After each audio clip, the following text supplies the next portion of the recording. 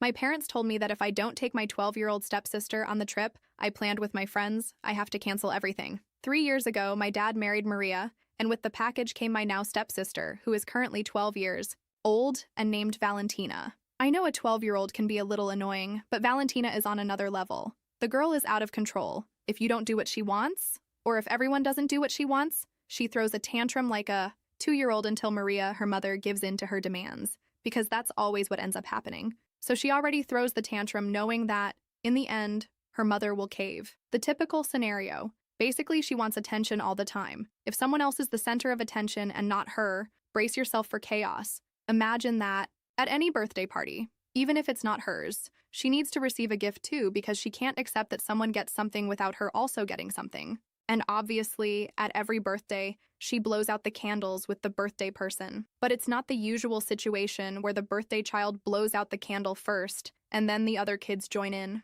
No, she has to be right there blowing the candle with the birthday person. There isn't a single birthday photo where this girl isn't glued next to the cake. And of course, she wants to be invited to absolutely every plan, every event, every outing. Even if she doesn't want to go, she wants the invitation. Her presence must be requested. This year, for my birthday, I decided to take a trip with my 3 best friends. We're going to the beach and rented an Airbnb right by the ocean. Since it was my birthday, my parents covered part of the trip as a gift to me, making it cheaper for me and my friends. We were really happy and grateful for that because it significantly lowered our travel costs. The problem started when Valentina found out we were going on a trip to celebrate my birthday. Obviously, she wanted to come. She asked me if she could go, and honestly, I laughed at the moment and said, "No, Valen, it won't be fun for you to travel with me and my friends. You'll get really bored." But guess what? The brat kept insisting, and I expected my dad or Maria to say something since they were right there listening to the conversation, but they said nothing. In the end, I thought she'd forget about it, since there was still a month left before the trip.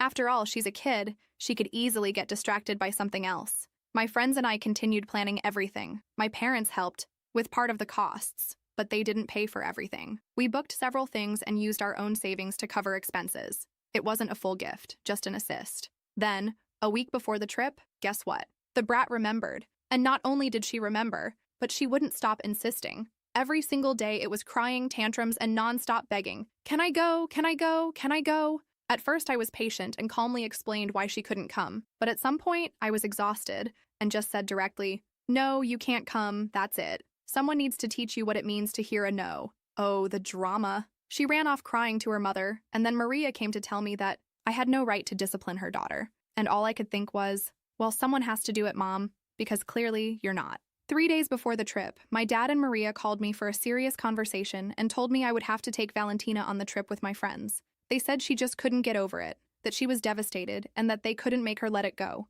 They asked me to take her. I told them I didn't want to be a babysitter on my birthday, that the plans we made weren't suitable for a 12-year-old. Imagine, me and my friends, all almost 30, going to the beach, going out to parties, dining out. I can't take a 12-year-old to that. And I wasn't about to change the entire trip just to babysit. I explained all this to them, but it wasn't enough, so they gave me an ultimatum. Either I take Valentina, or they won't pay for any part of the trip anymore. They said they would withdraw the financial support they had promised. At that moment, I cried out of anger. You know when you cry from sheer indignation? I couldn't believe what they were doing. I told them this wasn't fair, that my friends were also counting on that support, and that they weren't just messing with me, but with 3 other people who had financially planned their trip based on that money. Everything was already set. We were 3 days away. They couldn't just change the rules now. And you know what they did?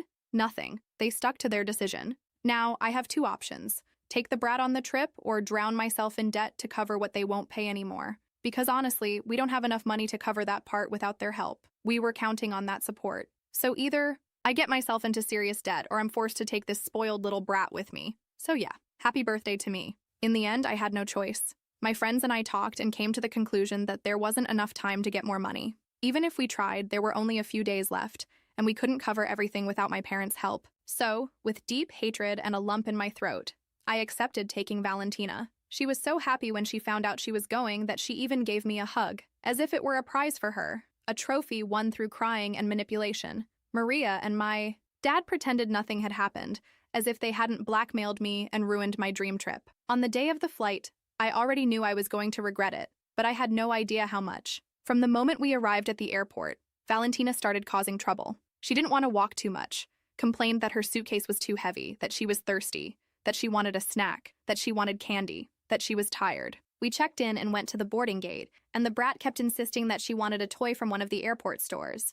I told her no, that I wasn't going to spend money on that she was already going on a trip she wasn't even supposed to be on, and what happened? She threw herself on the floor. Yes, right in the middle of the airport. She started crying, screaming, stomping her feet like a 2-year-old. Everyone was staring. My friends were already losing their patience, and one of them said, "This can't be real. We're really taking this on the trip?" And I just wanted to bury my face in the floor out of sheer embarrassment. The flight was another torture. She kept insisting she wanted the window seat, but the seats were already assigned. She made a huge drama, sulked, and spent half the time poking my friend next to her, asking how much longer until we arrived, complaining about the airplane food, the noise, everything. We arrived at our destination exhausted, but I was still trying to convince myself that it might be worth it. After all, we were at the beach, in a beautiful place. But I underestimated Valentina's ability to turn any moment into a nightmare. She wanted attention all the time. If she wasn't the center of attention, she would find a way to be. At our first dinner out to celebrate my birthday, she started complaining that she was bored. She took my phone without asking, started making noise, and interrupted any conversation that wasn't about her. If we started laughing at something, she would immediately butt in asking, "What? What? Why are you laughing?"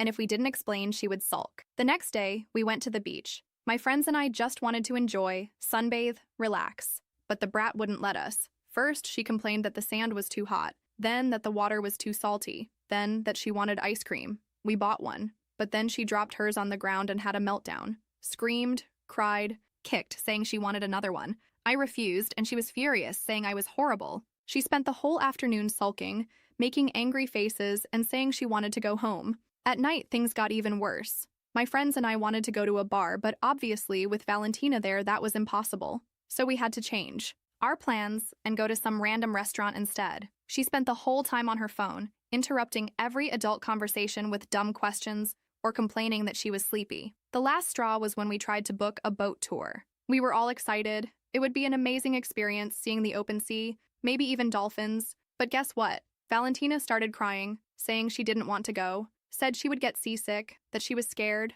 that she didn't like boats. We tried to ignore her and went ahead with the plan, but she spent the entire time complaining, saying she wanted to go back to the shore, that she was tired. At one point, she threw herself on the floor of the boat because she wanted a soda, and no one had bought one. Yes, she threw a tantrum in the middle of the ocean, on a boat full of tourists. The guide was visibly uncomfortable, and my friends looked at me with a mix of pity and rage. By the end of that day, one of my friends had had enough and pulled me aside to talk. She said this wasn't what we had planned, that she was really upset, that she had expected a fun trip, not a nightmare with a spoiled kid ruining everything. And she was right. I went back to my room and cried out of anger, frustration, disgust. My birthday, my dream trip, had been ruined, and all I could feel was rage toward my parents for putting me in this situation. The trip continued to be a nightmare until the very last day. When we got back home, Valentina arrived happy and satisfied, as if she had been the queen of the trip. When my dad and Maria asked how it was, she said, "It was fun, but she was really mean and didn't let me do everything I wanted." I looked at my parents, expecting them to see the damage they had caused, but they just laughed and said, "Oh, Valentina has a strong personality, doesn't she? I have never felt so much hatred in my entire life." When I got back home, I felt an unbearable weight in my chest. It was a mix of shame, anger, and a sense of failure I had never felt before. I couldn't even look at my friends. I knew they were just as disappointed as I was, that this trip was something we had planned for so long, and that I had dragged along a brat who ruined everything. Not because I wanted to, but because my parents forced me. But in the end, that didn't matter. The trip was a disaster, and I felt like it was all my fault. For the first few days after we got back, I avoided responding in our group chat as much as possible. I saw them talking to each other, discussing work and other things, but none of them mentioned the trip. That only made me feel worse. I knew we needed to talk, but just thinking about facing that conversation made me want to disappear. At home, the situation didn't help at all. My parents kept acting like nothing had happened, and Valentina was more unbearable than ever. What did she learn from this trip? That she can do whatever she wants, push any situation until she gets her way, and that in the end, there are no consequences. For her, everything was perfect. But for me, every time I looked at her, I felt a growing hatred. I spent weeks like this, trying to ignore everything, until one day, while I was sitting on the couch scrolling through my phone, my friends showed Up. They rang the doorbell, and when I opened the door and saw all three of them standing there, my heart sank. They walked in and sat down, all with serious expressions. I knew they weren't just there to visit. Finally, one of them spoke. "We need to talk." I lowered my head, feeling my throat tighten. I didn't want to hear what they had to say because I already knew. I knew they were disappointed. I knew I had ruined the trip. I knew I had done everything wrong. "Look, we understand what happened." One of them started. "We know you were forced to take that girl. We know it wasn't your fault." I lifted my head immediately, surprised. "What do you mean? You think we didn't notice?" Another one replied. "It was obvious that you didn't want her there, that you were just as frustrated as we were." I let out a sigh of relief, but before I could say anything, the part I was expecting came. "But there's something we need to tell you." One of them continued, looking at me seriously. "You need to get out of this house." My stomach twisted instantly. "What do you mean?" "You're almost 30 years old and you're still here, stuck in this nightmare," she said bluntly. "Your parents clearly don't respect you. They blackmailed you, made you ruin your own birthday, and didn't even care about how you felt. But I have nowhere to go." I tried to argue, feeling a lump in my throat. "Then do something, anything, but don't stay here. If you do, you'll never have peace. You'll always be forced to put up with this, always be treated like a doormat. You need to take control of your life." I knew they were right, but hearing it out loud made me feel even worse. Because deep down, I knew it was true. I was living under my parents' roof, dependent on them. And because of that, I could never really stand up for myself. I would always be treated as a burden, as someone without a voice. I spent the next few days thinking about it. What could I do? How could I leave? I had never been financially independent. I needed to find a way to make money, and fast. That's when I thought of something I had always loved doing: makeup. I started experimenting with different looks on myself, posting on social media. At first, no one cared much, but I kept going, practicing every day, improving my skills. Soon, I started offering makeup services to people I knew, charging low prices just to gain experience. I slowly built up a client base, and before I knew it, I was making enough money to support myself. It wasn't a fortune, but it was a start. After months of hard work, I managed to save enough to rent a small apartment, a simple place, but my own. The day I left home was liberating. My parents were surprised when I announced I was moving out, but they didn't do anything to stop me. In fact, they almost seemed relieved.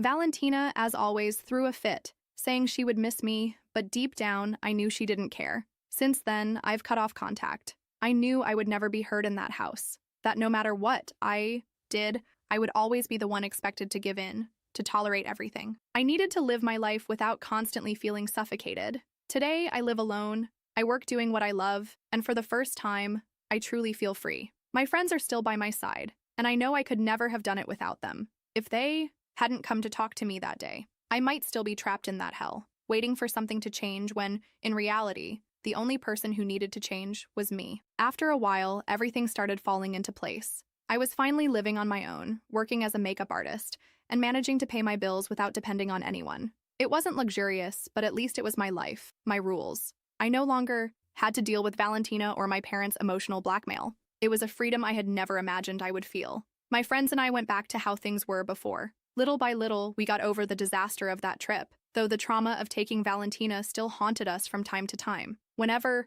someone mentioned the beach, we'd exchange looks and laugh, but at the same time, we felt a certain bitterness. Until one day, one of them had an idea. "I need to make up for my last birthday," she said, laughing. "And this time, I want a real trip." We all agreed instantly. It was more than time to do something just for us. No spoiled kids, no manipulative parents, a toast to independence. This time, we planned everything carefully. A new destination, a better hotel, and one clear rule: no one besides the four of us. No extra guests, no relatives, just us and the certainty that this trip would finally be what it should have been from the start. The excitement grew as the days passed, and when it was finally time to board, I felt a deep sense of fulfillment. Just the simple act of getting on that plane without a dead weight tagging along filled me with happiness. And the trip was perfect. We took amazing photos, laughed until our stomachs hurt, drank a lot, and enjoyed every second. We went out dancing without anyone interrupting us, met plenty of interesting guys, and had fun the way we deserved. It was everything we had always wanted.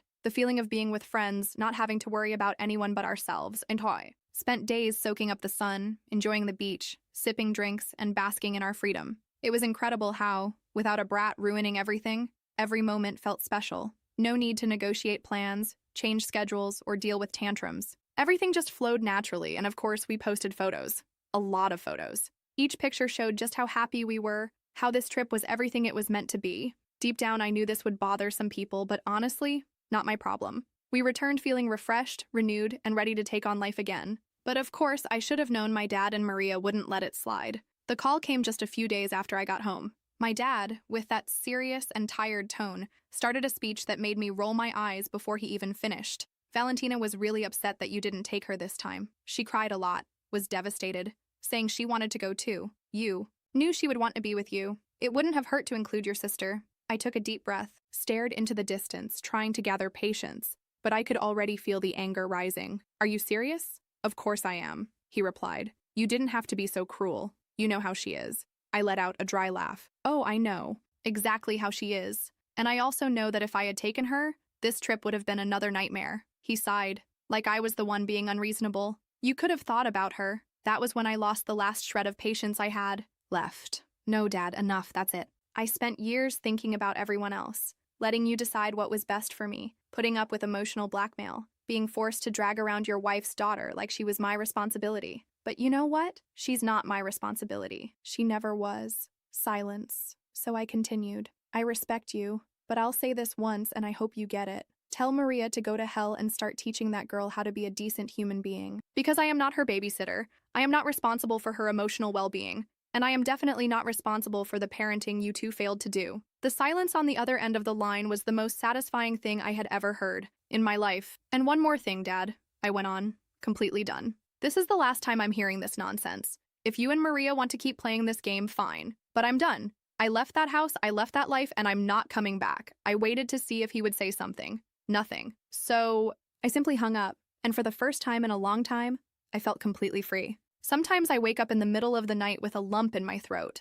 I stare at the ceiling, thinking about everything that has happened over the past few years and wondering how I got here. I'm almost 30, and to be completely honest, there are days when I feel like a total failure. I look around and see so many people my age who have already achieved so much. Established careers, their own homes, luxurious trips, well-organized lives. And meanwhile, I'm just now starting to build my independence. I feel behind, like I wasted years of my life trapped in something I should never have accepted. I spent a good part of my life letting others decide for me. My parents set the rules, controlled my steps, and in the end, expected me to simply accept whatever situation they put me in because that's just how things are. And I did. I accepted being treated like a burden. I accepted being manipulated. I accepted being forced to swallow ridiculous things because deep down, I thought I had no choice. Or rather, I believed I had no choice. When you are financially dependent on others, you lose your voice. You can scream, you can protest, you can try to stand your ground, but at the end of the day, if the person who pays your bills doesn't want to listen,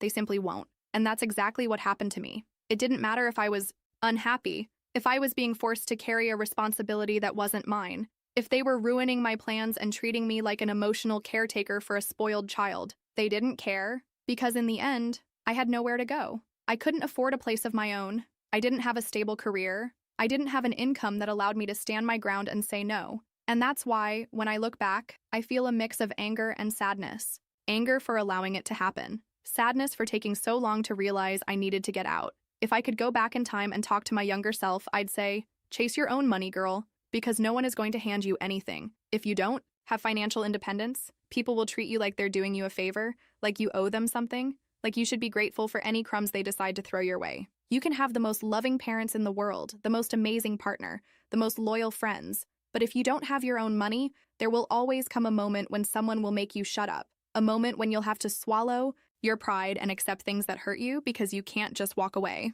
And if you think, that will never happen to me, believe me, no one thinks it will happen to them until it does. I thought my life was under control, that my parents were fair, that everything would be fine. And one day, I woke up being emotionally blackmailed into dragging a brat along on the one thing I had actually planned for myself. I saw my friends disappointed. I saw my birthday dream go down the drain because I couldn't afford my own trip. Today, I'm not rich. I'm still building my stability, still learning how to be financially independent. But you know what the difference is? Today, no one controls me. No one forces me to do something I don't want to do. No one traps me in ridiculous situations. If something doesn't sit right with me, I get up and leave. And the freedom that comes with that is priceless. So if you still depend on someone, if you still live in the shadow of others, if you feel like your voice is never heard, start now. Even if it's selling cakes, doing nails, learning a new skill, investing in something of your own. But start, because at the end of the day, money doesn't buy happiness, but not having money keeps you stuck in situations that make you miserable. And there is nothing sadder than being a grown woman who can't make her own decisions because she has nowhere else to go. Don't be that woman. Be the woman who looks in the mirror and knows she doesn't need anyone to stand on her own.